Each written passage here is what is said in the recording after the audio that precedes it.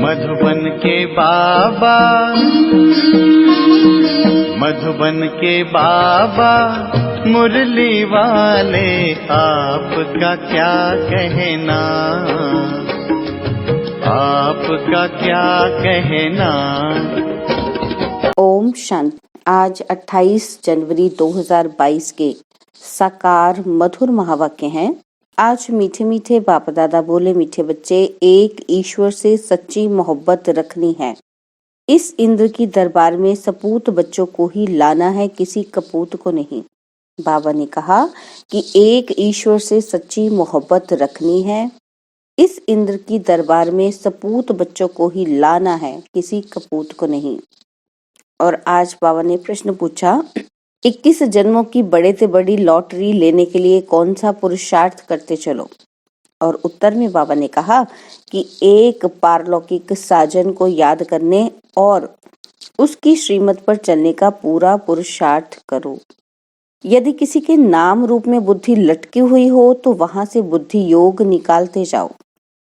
रात में जब फुर्सत मिलती है, प्यार से बाप को याद करो, दैवी गुण धारण करो तो 21 जन्मों की लॉटरी मिल जाएगी। और मुरली का गीत है, ना वह हमसे जुदा होंगे। ओम शांति।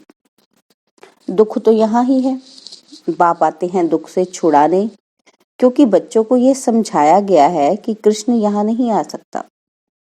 उनकी पुरी में दुख नहीं होता, दुख होता ही है कंसपुरी में। कृष्णपुरी हुई श्रेष्ठाचारी देवताओं की पुरी, और हम अभी दैवी गुण धारण करने वाले बने हैं। अगर आसुरी गुण रखते रहेंगे तो दैवी संप्रदाय में अच्छा पद नहीं मिलेगा। अभी पद नहीं मिला तो कल्प कल्पांतर नहीं मिलेगा, बड़ा घाटा है। वह घाटा फायदा तो एक जन्म के लिए होता है, और यह तो जन्म जन्मांतर की बात है। अच्छे बुरे कर्म होते हैं ना, सतयुग में सिर्फ अच्छे कर्म होते हैं। बुरे कर्म कराने वाला रावण वहां होता ही नहीं। यहाँ जो जैसा कर्म करेगा 21 जन्म के लिए उनको फल पाना है। यहाँ तो चलना है श्रीमत पर, या तो चलना है आसुरी मत पर। बुरा काम किया गोया आसुरी मत पर चला, छठ मालूम पड़ जाता है। बाबा से प्यार तो पूरा चाहिए ना। ईश्वर से प्यार नहीं तो गोया असुरों से प्यार है। यहाँ तुमको ईश्वर का प्यार मिला है, कहते हो ईश्वर बाबा। प्रतिज्ञा करते हैं कि हम एक तुमसे ही मोहब्बत रखेंगे, और फिर कोई से मोहब्बत रखी तो जैसे आसुरों से रखी, फिर खुद भी असुर बन जाएंगे। एक कहानी भी बताते हैं ना कि इंद्र की दरबार थी, उसमें कोई परी विकारी को साथ ले आई। वह सपूत बच्चा नहीं था, कपूत विकारी था, तो दोनों को नीचे फेंक दिया। ज्ञान पूरा ना होने के कारण ऐसे ऐसे को ले आते हैं जो पवित्र नहीं रह सकते हैं, तो जो बीके उनको लेकर आते हैं वो भी श्रापित हो जाते हैं। वह तो श्रापित हैं ही। यह ईश्वर की ज्ञान इंद्र सभा है। ज्ञान वर्षा बरसाने वाला एक ही बाप है, तो यहाँ बहुत समझ कर किसी को ले आना चाहिए, नहीं तो ले आने वाले भी श्रापित हो जाते हैं। तुम रूहानी पंडे हो, तुम ले आते हो सुप्रीम रूह के पास, तो बहुत खबरदारी से ले आना चाहिए। यूं तो मिलने के लिए बहुत आते हैं, कईयों से मिलना भी पड़ता है, परंतु वह भी दिन आएगा जो कितना भी बड़ा आदमी पवित्र नहीं होगा तो सामने आ न सके। अभी ऐसा करें तो मुश्किल हो जाए। मंजिल बहुत ऊंची है। इतने जो भी आश्रम व सत्संग है, कहाँ भी एम ऑब्जेक्ट नहीं, कुछ भी जानते नहीं कि इनसे हमको क्या लाभ होगा। तो बाबा कहते हैं यहाँ तो बड़े बड़े अक्षरों में एम ऑब्जेक्ट लिखी जाती है। मनुष्य से देवता बनना है। सिख लोग गाते हैं, मनुष्य से देवता किए। देवता होते हैं सतयुग में, तो जरूर मनुष्य को देवता बनाने वाला भगवान होगा। भगवान क्या बनाते हैं? भगवान और भगवती, परंतु हम देवी देवता कहते हैं क्योंकि भगवान एक है। ब्रह्मा विष्णु शंकर भी सूक्ष्म वतनवासी हैं। लक्ष्मी नारायण भी दैवी गुण वाले मनुष्य हैं। दैवी गुण वाले फिर आसुरी गुणों में जरूर आते हैं। अब ब्रह्मा द्वारा स्थापना हो रही है। बाबा कहते हैं कि मैं पतित दुनिया और पतित शरीर में आता हूँ।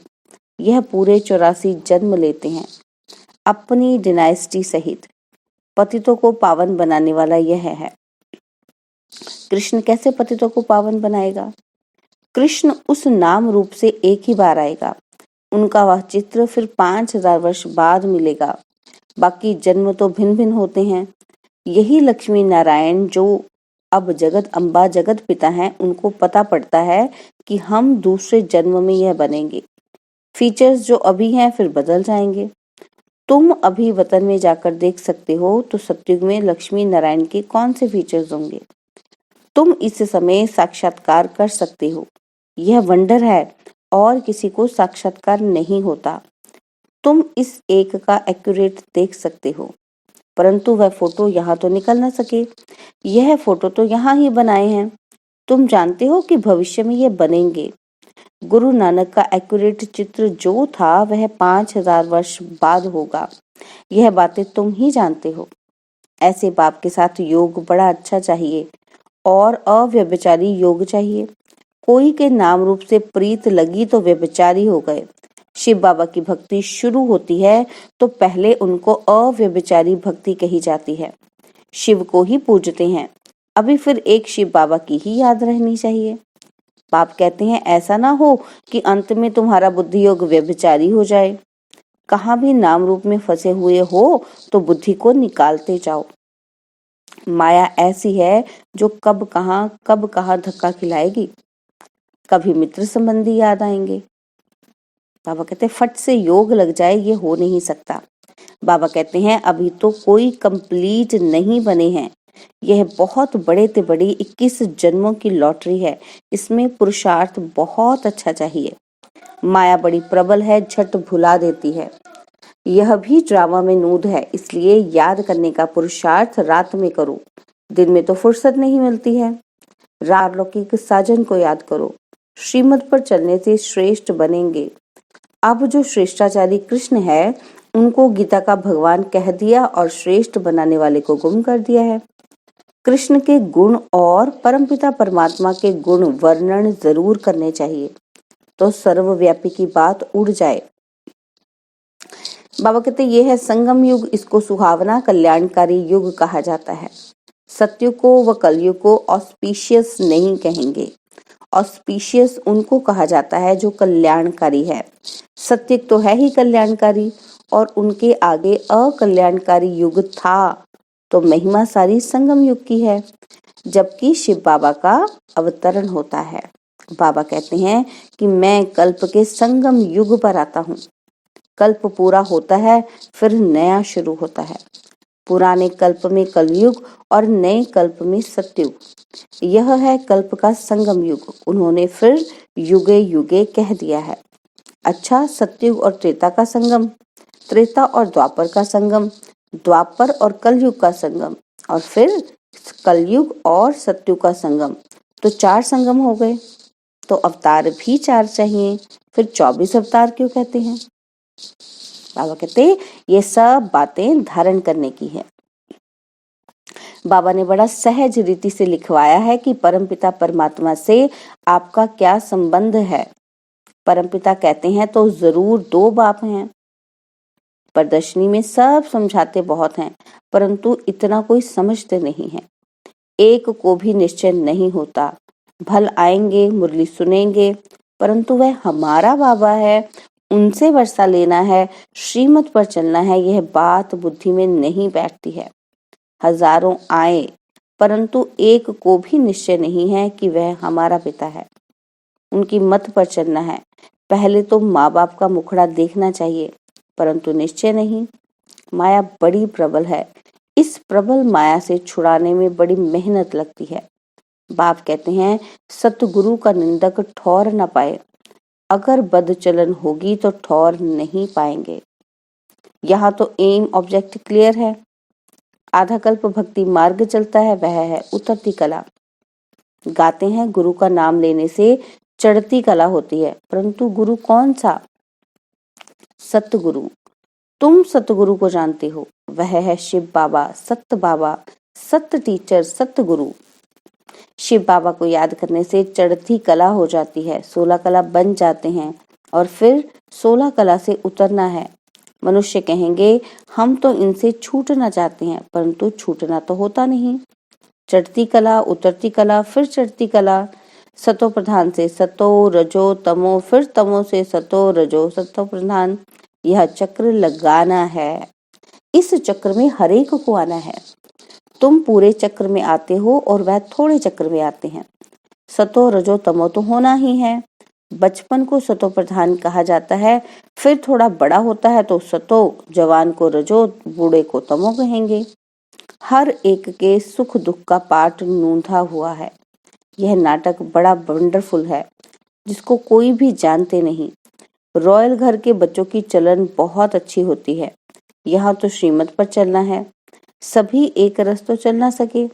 बाबा समझाते हैं, दास दासी बने फिर थर्ड क्लास राजा रानी बनना, इससे तो प्रजा में साहूकार बनना अच्छा है। दान पुण्य कर साहूकार बन जाएं, दास दासी का नाम तो न पड़े। भल वह दास दासी बन राजाई में जाते हैं, परंतु उनसे वह सुख जास्ती है, वह नाम दास दासी नहीं पड़ता। प्रजा में बहुत साहूकार बनेंगे। यहाँ रहकर अगर श्रीमत पर नहीं चले तो दास दासी बन पड़ते, और यहाँ रहकर कोई कुकर्म करते हैं तो दासी के भी दासी बन पड़ते हैं। कोई तो अच्छी दासी होती है और कोई रिस्पेक्टलेस होती है। तो पुरुषार्थ बहुत अच्छा करना चाहिए। इसलिए बाबा लिखते हैं, बच्चों का सर्टिफिकेट भेज दो। कई हैं जो अपने को मियाँ मिट्ठू समझ बैठ जाते हैं, और फिर रिपोर्ट कौन करे जो सावधानी मिले। बाबा का काम है समझाना। एम ऑब्जेक्ट तो पूरा है, जो चाहे पुरुषार्थ कर लो, विजय माला में पिरो कर दिखाओ। बाबा कहते 8 की भी माला है, 108 की भी माला है और 16,108 की भी माला है। वॉइसलेस वर्ड के राजा रानी थोड़े होते हैं, पीछे बहुत हो जाते हैं। यहाँ भारत के सबसे जास्ती होंगे। कितने गांव हैं, कितने राजा रानी, फिर उनों के कितने प्रिंस प्रिंसेस, कितने ढेर हैं। बड़ी लिस्ट निकालते हैं। महाराजा, राजा, फिर उनके कुटुंब वाले। डायरेक्टरी में मुख्य नाम डालते हैं, वहां तो एक एक बच्चा होता है। बड़ा लंबा चौड़ा हिसाब है। फिर भी बाप कहते हैं, बेहद के बाप को याद करो, जिससे वर्षा पाना है, ग्रस्त व्यवहार में भी रहना है। यह है पवित्र प्रवृत्ति मार्ग। कोई मनुष्य ईश्वर को न जानने के कारण स्वयं को ही ईश्वर समझ बैठे हैं। जन्म मरण में आते रहते हैं, अकाले मृत्यु भी होती रहती है, और ईश्वर भी कहलाते रहते हैं। बाबा कहते तुम जानते हो, देवताएं कभी अकाले नहीं मरते। जब टाइम पूरा होता है तब साक्षात्कार होता है कि अब पुराना शरीर छोड़ नया लेना है। बहुत समझने की बातें हैं। बस एक बाबा को ही याद करना है, और कोई के नाम रूप में धक्के नहीं खाने हैं, नहीं तो गिर पड़ेंगे। बाबा को तो अनेक प्रकार से उठाना पड़ता है। इसमें तो शिव बाबा की पधरा रमणी है, इनसे रीस नहीं करनी है। माया तूफान बहुत लाती है। हनुमान मिसल पक्का बनना है, जो माया रावण हिला ना सके। आदि देव को महावीर हनुमान भी कहते हैं। नाम रख दिए हैं। बच्चों में कोई महारथी भी है। बात प्रैक्टिकल में यहाँ की है। किसी को ज्ञान की मालिश नहीं होती तो वह जैसे मुरझाए हुए दिखाई देते हैं। ज्ञान की मालिश से लक्ष्मी नारायण को देखो, कितने रमणीक हैं। अच्छा, मीठे मीठे सिकिलदे बच्चों प्रति माता पिता बाप दादा का याद प्यार और गुड मॉर्निंग। रूहानी बाप की रूहानी बच्चों को नमस्ते। हम रूहानी बच्चों की रूहानी बाप दादाजी को दिल व जान सिकवा प्रेम से नमस्ते। ओम शांति। प्यारे बाबा, मीठे बाबा, मेरे बाबा, शुक्रिया बाबा, शुक्रिया बाबा, शुक्रिया बाबा। धारणा के लिए मुख्य सार है। पहला पॉइंट है, अपनी एम ऑब्जेक्ट को सामने रख ऊंच पद पाने का पुरुषार्थ करना है। चलन बहुत रॉयल रखनी है और श्रीमत पर चलते रहना है। सेकंड पॉइंट है, किसी भी देहधारी के नाम रूप को याद नहीं करना है। एक बाप की अव्यभिचारी याद में रहने का पुरुषार्थ करना है। और वरदान है, अपनी शक्तिशाली मनसा शक्ति व शुभ भावना द्वारा बेहद सेवा करने वाले विश्व परिवर्तक भव। अपनी शक्तिशाली मनसा शक्ति व शुभ भावना द्वारा बेहद सेवा करने वाले विश्व परिवर्तक भव। विश्व परिवर्तन के लिए सूक्ष्म शक्तिशाली स्थिति वाली आत्माएं चाहिए। कौन सी आत्माएं चाहिए? सूक्ष्म शक्तिशाली स्थिति वाली आत्माएं चाहिए, जो अपनी वृत्ति द्वारा, श्रेष्ठ संकल्प द्वारा अनेक आत्माओं को परिवर्तन कर सके। बेहद की सेवा शक्तिशाली मनसा शक्ति द्वारा, शुभ भावना और शुभ कामना द्वारा होती है। मनसा बहुत शक्तिशाली चाहिए बाबा कहते हैं, और शुभ भावना और शुभ कामना के द्वारा बेहद की सेवा होगी तो सिर्फ स्वयं के प्रति भावुक नहीं, लेकिन औरों को भी शुभ भावना शुभ कामना द्वारा परिवर्तित करो। बेहद की सेवा व विश्व प्रति सेवा बैलेंस वाली आत्माएं कर सकती हैं। बेहद की सेवा व विश्व प्रति सेवा बैलेंस वाली आत्माएं कर सकती हैं, तो भावना और ज्ञान, स्नेह और योग के बैलेंस द्वारा विश्व परिवर्तक बनो। देखो किस में बैलेंस करना है, बाबा कहते हैं भावना और ज्ञान में, स्नेह और योग, इसका बैलेंस होगा तो विश्व परिवर्तक बनेंगे। और स्लोगन है, बुद्धि रूपी हाथ बाप दादा के हाथ में दो तो परीक्षाओं रूपी सागर में हिलेंगे नहीं। स्लोगन है, बुद्धि रूपी हाथ बाप दादा के हाथ में दो तो परीक्षाओं रूपी सागर में हिलेंगे नहीं। और आज लवलीन स्थिति का अनुभव करने के लिए बाबा ने कहा, जब मन ही बाप का है तो फिर मन कैसे लगाएं, प्यार कैसे करें, यह प्रश्न ही नहीं उठ सकता। क्यों? क्योंकि सदा लवलीन है, प्यार स्वरूप मास्टर प्यार के सागर बन गए, तो प्यार करना नहीं पड़ता, प्यार का स्वरूप हो गए। जितना जितना ज्ञान सूर्य की किरणों का प्रकाश बढ़ता है, उतना ही प्यार, ज्यादा प्यार की लहरें उछलती हैं। ठीक है, तो बाबा ने लवलीन स्थिति के लिए कहा कि जब मन ही बाप का है तो उसको लगाने का प्रश्न ही नहीं उठता, हम तो फिर स्वरूप बन जाते हैं। तो ऐसी ही स्थिति का स्वरूप बनकर अनुभव करेंगे। ओम शांति। और अब यह एक बहुत अच्छी वीडियो भी जरूर देखें।